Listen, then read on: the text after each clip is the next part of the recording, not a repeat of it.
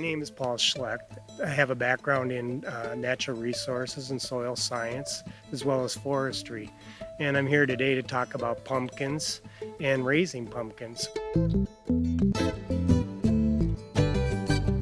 It is a crop that's kind of an interesting niche crop, really. They're raised in Wisconsin mostly for decorative purposes, not really for human consumption. We don't raise acres and acres of them in Wisconsin. We have them in small patches, generally in probably no more than a couple of acres in size. The crops, they grow close to the ground and they start from seed. They're generally planted in May after danger of frost is passed.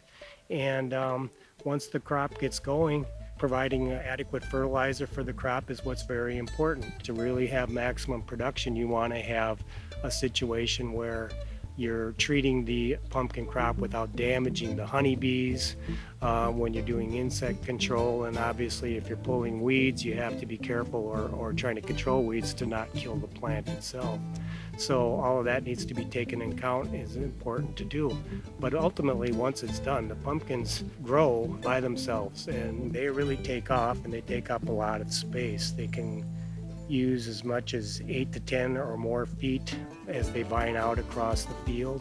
With adequate moisture, it's not uncommon to get 15 to 20 tons per acre, which is a huge volume of pumpkins. In fall, the pumpkins turn orange.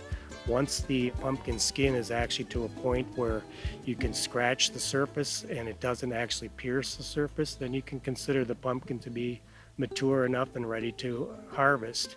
And they will last a long time in your yard or in your house because of that hard shell.